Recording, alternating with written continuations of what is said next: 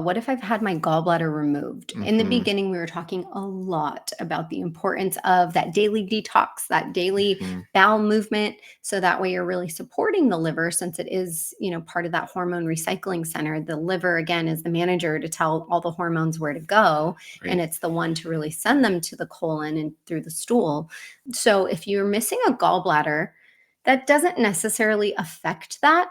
The gallbladder is a reservoir for that juice, that bile that the liver makes. Mm-hmm. And I think most people think of bile and they think, oh, that helps me digest fat. True. And bile is so important because, like I said, it's a medium for cholesterol, for hormones, for Mm-hmm. toxins, things that your liver wants to excrete that are, especially that are fat soluble. So it is that medium. It does help break down and digest fats.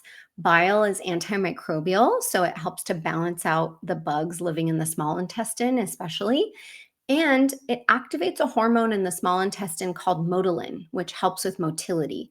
So while the gallbladder is a reservoir for the bile, it's not involved in the production, and your liver will still make bile. But what tends to happen if you don't have that gallbladder to kind of store it up until a lot of it's needed and then squeeze it out all at once is you just have a slow drip of bile throughout the day. And for some people, that causes things like bile acid diarrhea. So it, kind of messes with the flow a little bit, but it doesn't mess with the function. So you'll still have the bile there. Your liver's still doing its thing. Optimally, we're not losing organs and we're not having that removed. But, I've lost my appendix and I've lost my tonsils, unfortunately. So sometimes we can't avoid those things, or they're not our decisions that we're consciously making. Yeah.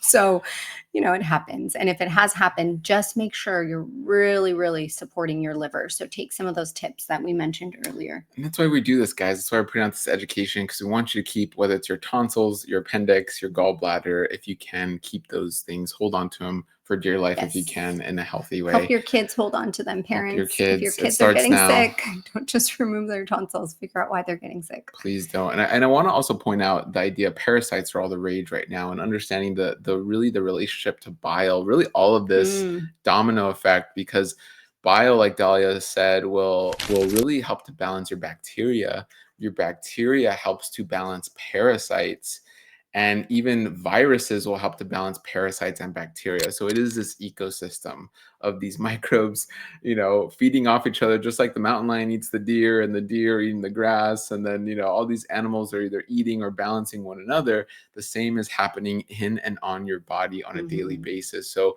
when that river is drying up, in this case, that's bile, or it's the flow of your river, in this case, motility, it throws off that entire ecosystem. Okay. So it's really, really important to understand that. It's not, we're about doing the hard work. If you guys want to put in the hard work to really get to the root and understand what's going on, you're at the right place. If you want a quick fix, like, hey, here's the best parasite detox, and don't get me wrong, some of those can be great, but it's understanding what exactly is going on. Because if your Mhm. motility's off, bile, your thyroid, and you keep doing parasite cleanse after this other cleanse that you've done, another program, and it's not working, then there's something deeper going on. You have to understand that.